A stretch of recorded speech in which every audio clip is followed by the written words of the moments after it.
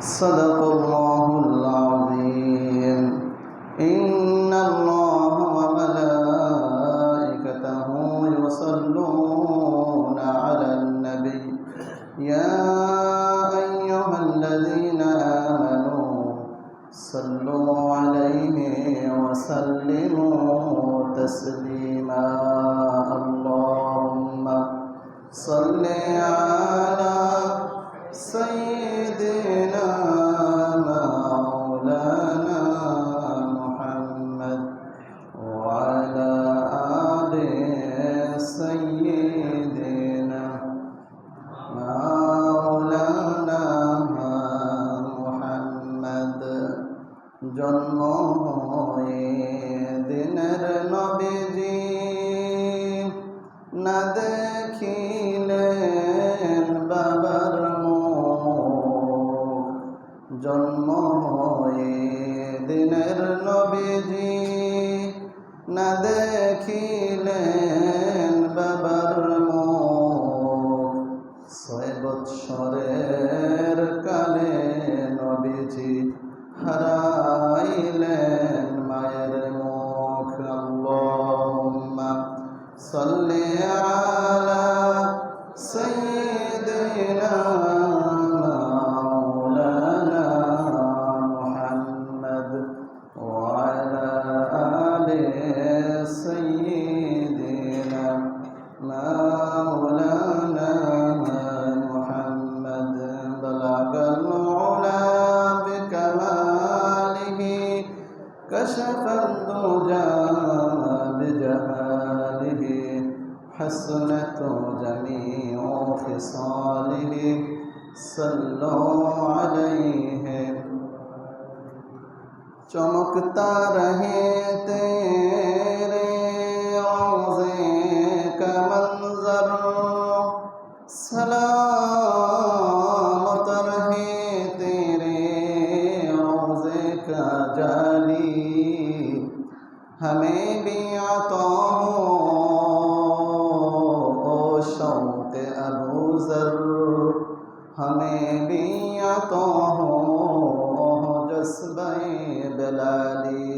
बलगल उला बिकमालिही कशफद दुजा बिजमालिही हसनत जमीउ खिसालिही सल्लु अलैहि वालिही।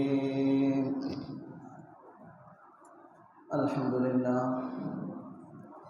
সম্মানিত মুসল্লিয়ানে কেরাম, শ্রদ্ধেয় মুরব্বিয়ানে কেরাম, দিন প্রিয় ইসলাম প্রিয় আমার যুবক ভাইয়েরা, পর্দার আড়ালের সম্মানিত মা ও বোনেরা, আল্লাহ সুবহানাহু ওয়া তাআলার দরবারে অগণিত শুকরিয়া যে মহান মনিব আমাদেরকে অত্যন্ত ভালোবেসে মোহাব্বত করে নিজ অনুগ্রহে দুনিয়াবী সকল কর্মে ব্যস্ততা থেকে অবসর করে যথাসময়ে মসজিদে আসার তৌফিক এবং সুযোগ করে দিয়েছেন। সেজন্য মহান মনিবের দরবারে শুকরিয়া আদায় করছি, আলহামদুলিল্লাহ। তারই সাথে সাথে অগণিত দরুদ ও সালাম প্রেরণ করছি সরকারে দু আলম বিশ্ব নবী মুহাম্মদুর রাসূলুল্লাহ সাল্লাল্লাহু আলাইহি ওয়াসাল্লামের উপর। প্রিয় হাজিরিন, আল্লাহ তাআলার শুকর কৃতজ্ঞতা আদায় করে শেষ করা সম্ভব না, কোনোভাবেই সম্ভব না। এক কবি বলছেন, আদমিয়ত দাদাই বাজম মুসলমা করদাই, আদমিয়ত দাদাই বাজম মুসলমা করদাই, আই খুদা কুরবা শুয়াম ইহসাবর ইহসা করদাই। যে হে রব্বে কারীম, তোমার প্রশংসা কিভাবে আদায় করব? এক নম্বরে তো যে তুমি আমাদেরকে মানুষ বানাইছো, এক নম্বর মানুষ বানাইছো, দ্বিতীয়ত মুসলমান বানাইছো। মানুষ না বানিয়ে আল্লাহ তাআলার অসংখ্য অগণিত সৃষ্টি আছে। পশু পাখি বানাইতে পারতেন, মাছ বানাইতে পারতেন, জঙ্গলের কোনো পশু বানাইতে পারতেন, ভেড়া বকরি বানাইতে পারতেন, কিন্তু মানুষ বানাইছে সবচেয়ে বড় দয়া। তারপর মানুষ বানানোর পর আবার আমাদেরকে মুসলমান বানিয়েছেন। সুবহানাল্লাহ।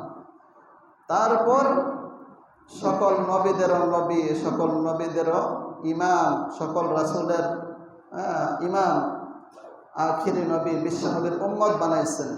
সুবহানাল্লাহ। শুকরিয়া কোন দিক দিয়ে আদায় করব? শুকরিয়া আদায় করে শেষ করা যাবে না। হযরত মূসা আলাইহিস সালাম বললেন, আয় আল্লাহ, তাওরাতের মধ্যে এমন এক উম্মতের আলোচনা পাইলাম যে উম্মতের 5 ওয়াক্ত নামাজে তাদের গুনাহগুলো মুছে দেবে। সুবহানাল্লাহ। আমাকে ওই উম্মতগুলো দান করেন, ওই উম্মত আমাকে দেন। আল্লাহ বললেন যে না, ওই উম্মত দেওয়া হয়ে গেছে, সে উম্মত দেওয়া হয়ে গেছে আমার প্রিয় হাবিব মুহাম্মদুর রাসূলুল্লাহ সাল্লাল্লাহু আলাইহি ওয়াসাল্লাম। বললেন, আল্লাহ, আমি তাওরাতে এমন উম্মতের আলোচনা পাইলাম যে উম্মত সুপারিশ করবে, তাদের সুপারিশ কবুল করা হবে, আমাকে দান করেন এই উম্মত। বলেন যে না, এই উম্মতও দেওয়া হয়ে গেছে। সুবহানাল্লাহ। তো প্রিয় হাজিরিন, আল্লাহ তাআলার শুকরিয়া বেশি বেশি আদায় করা দরকার। আর শুকরিয়া আদায়ের মাধ্যম হলো আল্লাহ তাআলার প্রতিটা বিধান পালন করা, আল্লাহ তাআলার প্রতিটা বিধান পালন করা এবং সকল নিষিদ্ধ কাজ থেকে বেঁচে থাকা। এটা হলো শুকরিয়া আদায়ের প্রধান মাধ্যম। কারণ আল্লাহ পাকের নাফরমানি যদি করে তাহলে সে বোঝা গেল আল্লাহ তাআলা শুকরিয়া আদায় করে না, অকৃতজ্ঞ, নিমক হারাম। আর আল্লাহর বিধান যদি মেনে চলে তো এই লোকটা হচ্ছে আল্লাহর কৃতজ্ঞ, শুকরিয়া গুজার বান্দা।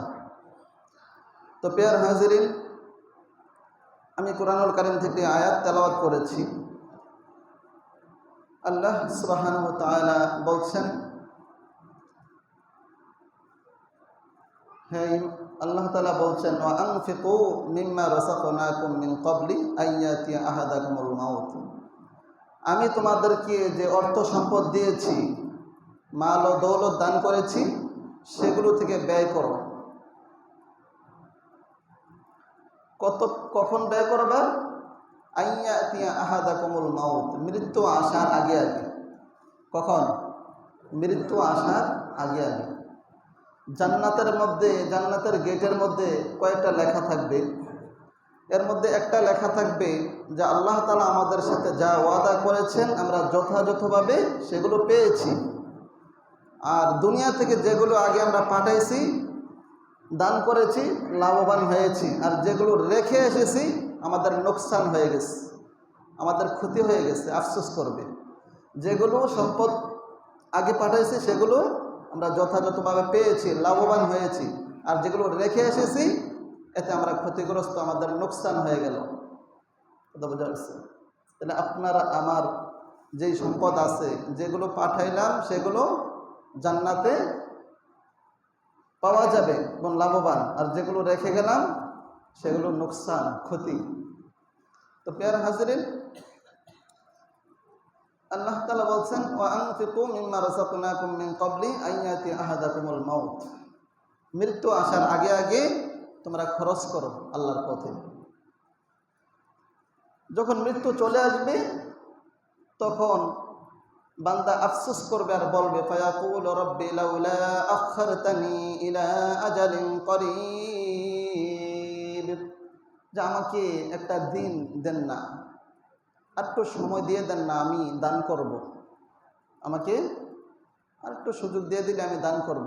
যদি আরেকটা দিন হায়াত পাইতাম, আর একটা সপ্তাহ হায়াত পাইতাম, আর একটা মাস যদি হায়াত পাইতাম, তাহলে ফাআসাদদাক ওয়া আকুম মিনাস সালিহিন, আমি দান করতাম। ফাআসাদদাক, এখানে বলে নাই, চিন্তা করেন, এখানে বলে নাই যে যদি আরেকটু সময় দিতেন তাহলে আমি নামাজ পড়তাম। কি বলেন? আমি নামাজ পড়ে আসতাম, আমি রোজা রেখে আসতাম, আমি হজ করে আসতাম, এগুলো বলে নাই। কি বলছে? সকল ইবাদতের মধ্যে একটা ইবাদতে বলছে ফাআসসাদ্দাক, আমি দান করে আসতাম, সদকা করে আসতাম। ফাআসসাদ্দাক ওয়া আকুম মিনাস সালিহিন, এবং আমি নেককারদের অন্তর্ভুক্ত হয়ে যেতাম।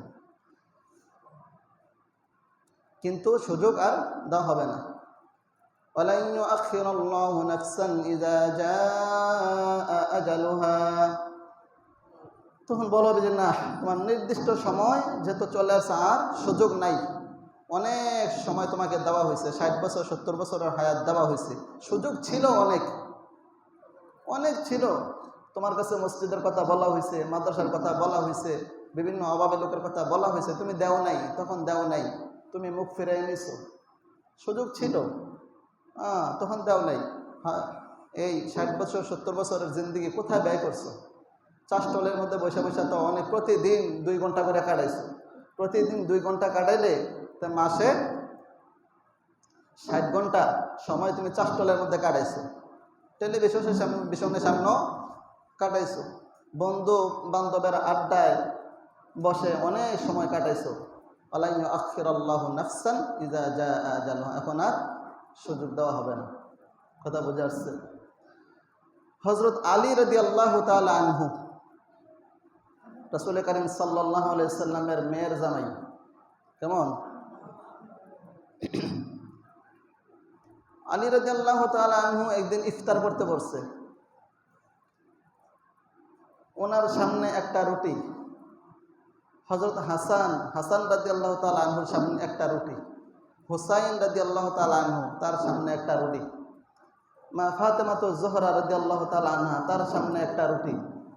আলী রাদিয়াল্লাহু তাআলা আনহুর এক বাদী ছিল, নাম ফুজ্জাহ বাদী, তার সামনে একটা রুটি। প্রত্যেকের সামনে রুটি কয়টা করে? একটা করে। কি করতে পারছেন? ইফতার করার জন্য। ঠিক ওই মুহূর্তে ভিক্ষুক আসছে। কেমন? আয়েশা বলতেছে, আমাকে আল্লাহর রাস্তে কিছু দেন। আলী রাদিয়াল্লাহু তাআলা আনহু বলতেছে, বাবা হাসান, আমার রুটিটা ভিক্ষুককে দিয়ে দাও। সুবহানাল্লাহ। হাসান রাদিয়াল্লাহু তাআলা আনহু বলতেছে, আব্বা আমারটা দিয়ে দিই, আমারটাও দিয়ে দিই। হযরত হুসাইন রাদিয়াল্লাহু তাআলা আনহু বলতেছে, আব্বা আমারটাও দিয়ে দিই। কয়টা হইল? 3টা।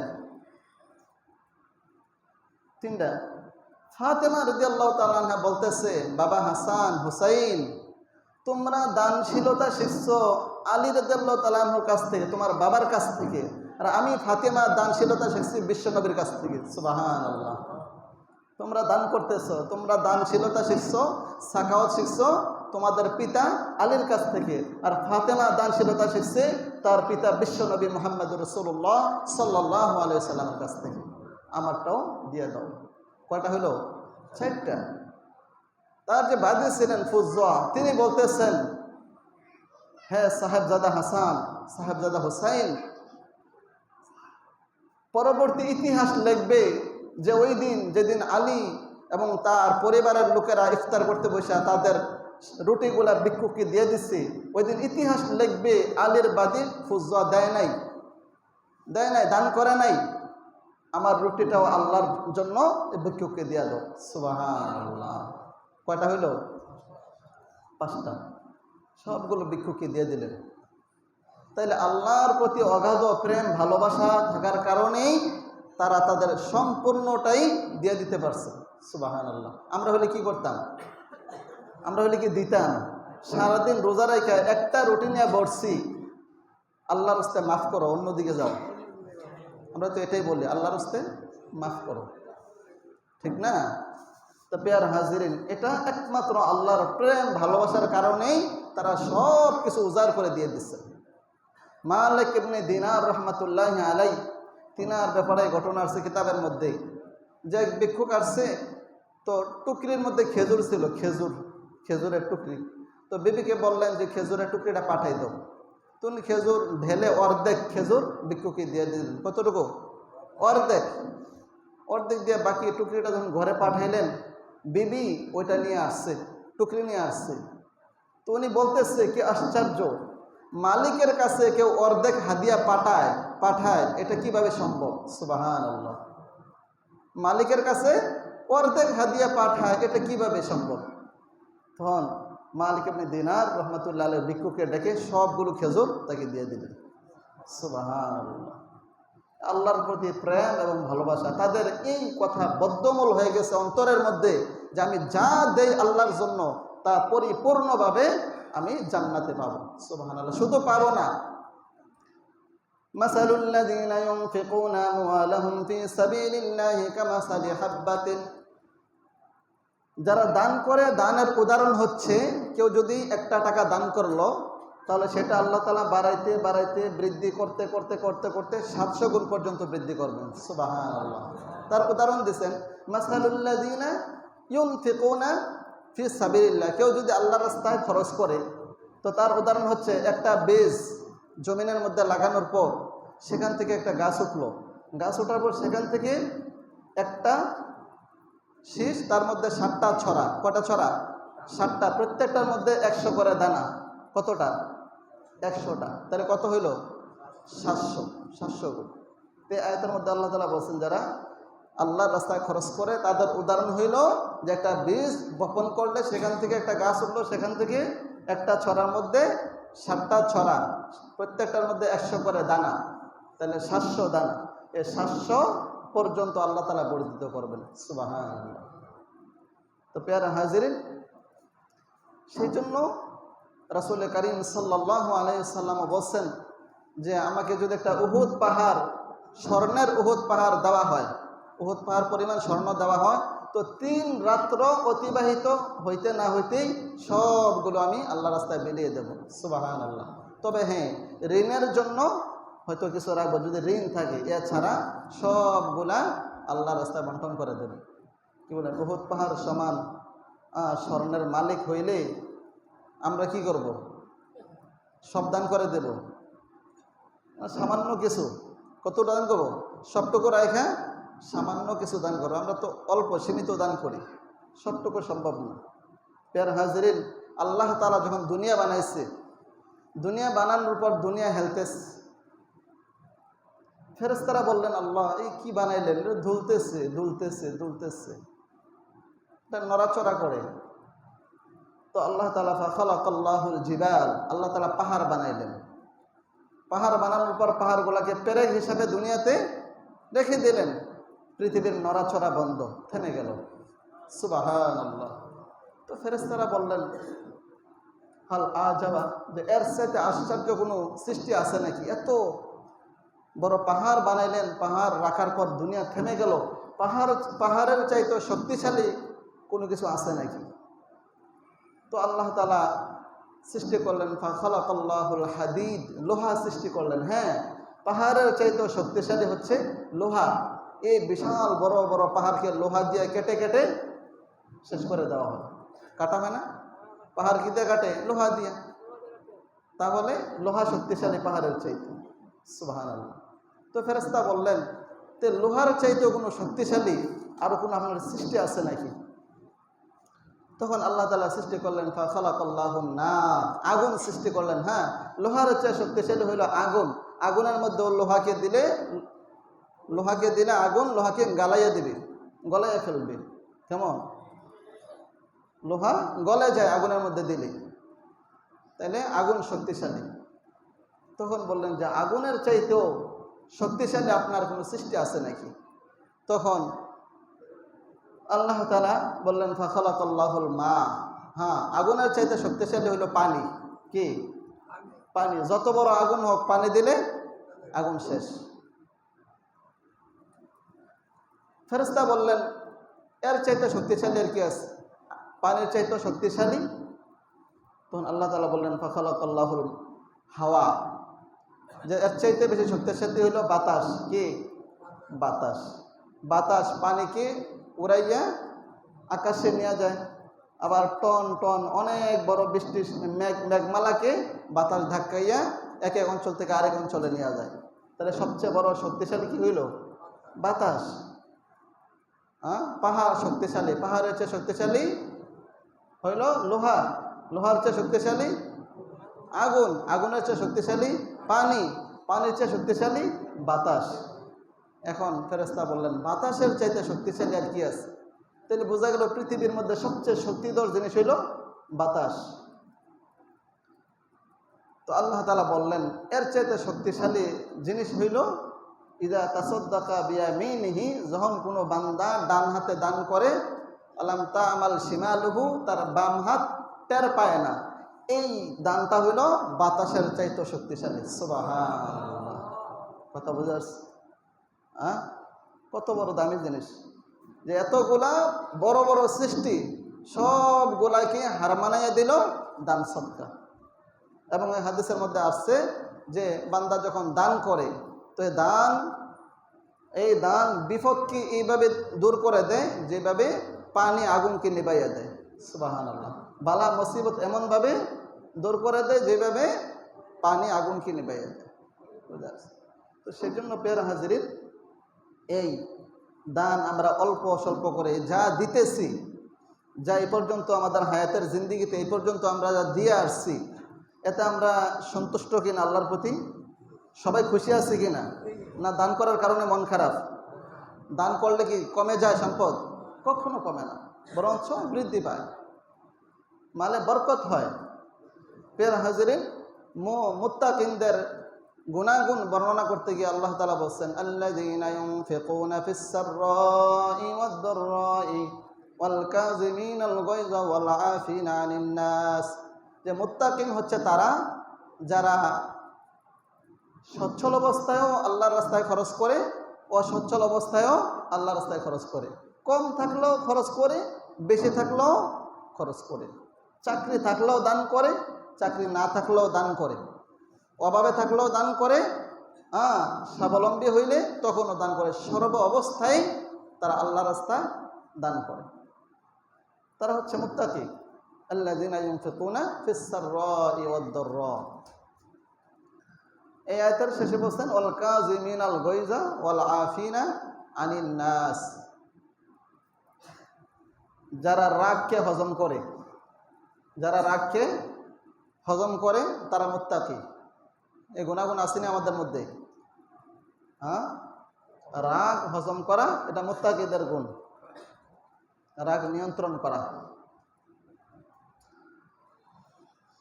আল্লাহু আকবার কাবীরা, অনেক বড় দামি জিনিস এটা। তো আসলে আমরা বিষয় হচ্ছে এগুলো ইবাদত মনে করি না, অনেক বিষয়গুলো আছে এগুলো যে ইবাদত, এই বিষয়টা আমাদের মাথায় থাকে না, যে রাগ হজম করা, রাগ নিয়ন্ত্রণ করা, এটা যে একটা ইবাদত, এটা যে সওয়াবের কাজ, অনেক ফজিলত, এটা আমাদের মাথায় কাজ করে না। রাগ হজম করা কি ইবাদত? সবাই বলেন না রাগ হজম করা ইবাদত। এটা জানেন না আপনারা? রাগ হজম করা ইবাদত। সেজন্য রাগকে নিয়ন্ত্রণ করতে হবে। ওয়াল কাযিমিনাল গায়যা, তারপর হলো ওয়াল আফিনা আনিন নাস, মানুষকে ক্ষমা করে দেওয়া, এটা ইবাদত। মানুষকে ক্ষমা করা এটা কি ইবাদত। মনে কয় না তোমার বাপ কবর থেকে উঠে আসলো মাফ করব না, এরকম কঠিন কথা বলে কিনা? কত সাংঘাতিক কথা, চিন্তা করছেন? তো তোমার বাবা যদি কবর থেকে উঠে আসে তাও মাফ করব না, কত শক্ত মানুষ। ওয়াল আফিনা আনিন নাস, মানুষকে ক্ষমা করে দেওয়া এটা অনেক বড় ইবাদত। আল্লাহু ইউহিব্বুল মুহসিনিন, আর আল্লাহ তাআলা এই সমস্ত বান্দাদেরকে ভালোবাসেন, মহব্বত করেন। বাদশাহ হারুনুর রশিদ, ওনার ব্যাপারে আসছে, ওনার বাদী গরম পানি নিয়ে আসতেছিলেন, এটা পড়ে গেছে। এখন বাদশাহ রাগ আসছে না? বাদশাহ রেগে গেছে না? গরম পানি পড়ে গেছে। তো বাদী বলতেছে ওয়াল কাযিমিনাল গায়জ, যে রাগকে হজম করে। সুবহানাল্লাহ। কয় হ্যাঁ রাগ হজম করলাম। কল আফিনা আনিন নাস, যে মানুষকে ক্ষমা করে দেয়। কয় হ্যাঁ ক্ষমা করে দিলাম।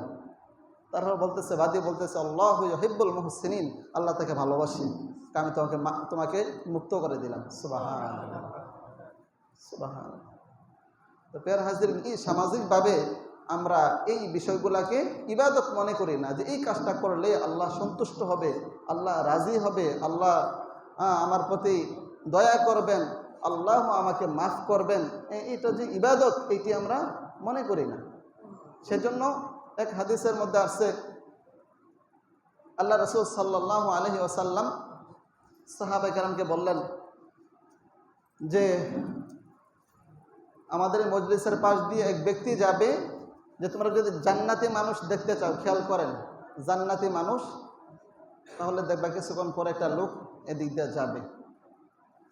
কিছুক্ষণ পরে একটা লোক গেল, তো লোকটা জান্নাতি। কি কারণে জান্নাতি হইল? তো ওনাকে এক সাহাবী পরে গেলেন যে আপনার বাড়িতে আমি মেহমান হব। ওনার উদ্দেশ্য হইল কি আমল করে যে রাসূল তাকে জান্নাতি মানুষ হিসেবে ঘোষণা করলেন। কি বলেন, জান্নাতি মানুষ ঘোষণা করলে তা ইয়ে জাগে না মনের মধ্যে, লোকটা কি আমল করে? তো বাড়িতে যাওয়ার পরে মেহমান হিসেবে থাকতেছেন আর খুব ফলো করতেছেন কি আমল করে। দেখলেন না আমল তেমন আসলে কিছু করে না, অতিরিক্ত কোনো আমল তেমন নাই, 5 ওয়াক্ত নামাজ পড়ে গুরুত্ব সহকারে, অতিরিক্ত কোনো আমল নেই। তো বললেন যে আপনি কি এমন কি আমল করেন, আমি তো বাড়তি কোনো কিছু দেখলাম না। তো কেন? আল্লাহর রাসূল আপনার ব্যাপারে বললেন যে আপনি জান্নাতি। উনি বললেন যে আমার তো বাড়তি কোনো আমল নাই, তবে একটা আমল, সেটা হলো আমি রাত্রে ঘুমানোর আগে আল্লাহর সকল মাখলুককে মাফ করে দিই। সুবহানাল্লাহ। যে আল্লাহ তোমার সৃষ্টি জগতের মধ্যে যত মানুষ যত কিছু আমাকে কষ্ট দিছে আমি সবাইকে মাফ করে দিলাম। সুবহানাল্লাহ, সুবহানাল্লাহ। তো চিন্তা করছেন, সেজন্য মানুষের প্রতি দয়া করা, মাফ করে দেওয়া, ক্ষমা করে দেওয়া। তো প্রিয় হাজিরিন, আল্লাহ তাআলা আরেক আয়াতের মধ্যে বলেন, ইয়া আইয়ুহাল্লাযীনা আমানু আনফিকু মিম্মা রাযাকনাকুম মিন ক্বাবল আন ইয়াতিয়া আহাদাকুমুল মাউত। ইয়া আইয়ুহাল্লাযীনা আমানু আনফিকু মিম্মা রাযাকনাকুম মিন ক্বাবল। ওই আয়াতের মধ্যে বলছে ওয়ালা খুল্লাতু ওয়ালা শাফাআ, সূরা বাকারার 254 নম্বর আয়াত, যে ওই দিন আসার আগেই দান করো যেই দিন কোনো সুপারিশ কবুল করা হবে না, কারো কোনো সুপারিশ কবুল করা হবে না। ওয়ালা খুল্লা, কারো কোনো বন্ধুত্ব কাজে আসবে না, কারো কোনো বন্ধুত্ব কাজে আসবে না, এবং কারো কোনো অর্থ সম্পদও কোনো উপকারে আসবে না। তো সেই দিন আসার আগেই আমাদেরকে দান করা উচিত। এবং আমরা যে দান করি এগুলো মেহেরবানি করে আল্লাহ তাআলাই আমাদেরকে দান করেছেন। কে দান করছে বলেন না? সব কিছু আল্লাহর দান না? সব কিছু আল্লাহ তাআলা আমাকে দান করছেন। আর আমি যে এটার মালিক, কতদিন এটার মালিক আমি? বলেন না? আমরা যে সম্পদের মালিক আছি, আমার রূহ দেহের মধ্যে যতক্ষণ আছে ততক্ষণ এটা আমার আমার আমার এতটুকু দাবি করে, ঠিক না? তো আসলে রূহ চলে গেলে এটার মালিক কি আমি থাকবো? মালিকানা শেষ। তাহলে এটা নির্দিষ্ট সময় পর্যন্ত আমি মালিক, এরপরে আমি এটার মালিক না। সেজন্য আল্লাহ রাসূল সাল্লাল্লাহু আলাইহি সাল্লাম সাহাবায়ে কেরামকে বললেন, ও আমার সাহাবারা, তোমরা তো অন্যের জিনিস পাহারাদারি করো, অন্যের জিনিস পাহারাদারি করো, অন্যের সম্পদের পাহারাদারি করো। তো ইয়া রাসূলুল্লাহ বলেন কি, আমরা তো আমাদের নিজেদের সম্পদের পাহারাদারি করি। কয় না, এগুলো তোমাদের না, তোমাদের হইলো 3 জিনিস। কয়টা জিনিস? 3টা। একটা হইল যেটা তুমি খাইলা এবং ব্যবহার করলা, এটা তোমার, যে আমার এটা দাবি সত্য। কেমন? যেটা খাইলা, আরেকটা হইলো যেটা পরিধান করলা, পরিধান করে পুরাতন করে ফেললা, আর তৃতীয় হইলো যেটা আল্লাহর রাস্তায় দান করলা। এই 3 জিনিস তোমার, যেটা খাইলা, ব্যবহার করলা আর আল্লাহর রাস্তায় দান করলা। এই 3 জিনিস তোমার দাবি সত্য, এটি তোমার, আর বাকিগুলো তোমার না। সেগুলোর মালিক তুমি না, সেগুলো অন্যের মালিক নিজস্ব সময় পর্যন্ত। প্রিয় হাজিরিন, সেই জন্য দেখা যাবে যে হাসরের ময়দানে মানুষ যারা জাহান্নামে যাবে তারা তো অনেক আফসোস করবে। তো কিছু জাহান্নামী এই জন্য আফসোস করবে যে দেখা যাবে সে দুনিয়াতে সম্পদ রেখে গেছে, সে দান করে নাই, কৃপণ ছিল, বকিল ছিল, পরবর্তীতে তার ওয়ারিসরা দান করে জান্নাতি হয়ে গেছে। সুবহানাল্লাহ। তো বলবে যে আমার সম্পদ উপার্জিত আমার রেখে আসলাম, আমি আল্লাহর রাস্তায় দান করলাম না, কিন্তু পরবর্তীতে আমার ছেলে আমার মেয়ে তারা মাদ্রাসা মসজিদ এতিমখানায় কল্যাণমূলক কাজে দান করে, তারা আজকে আমার সম্পদ দিয়ে জান্নাতি হয়ে গেল, আমি জাহান্নামী। কেমন লাগবে তখন? কত বড় দুঃখ লাগবে তখন বলেন? সম্পদ উপার্জন করছে কি? আপনি করছেন, আমি করছি, কিন্তু এগুলো ব্যয় করলো ওয়ারিসরা, ব্যয় করে তারা জান্নাতি হয়ে গেল।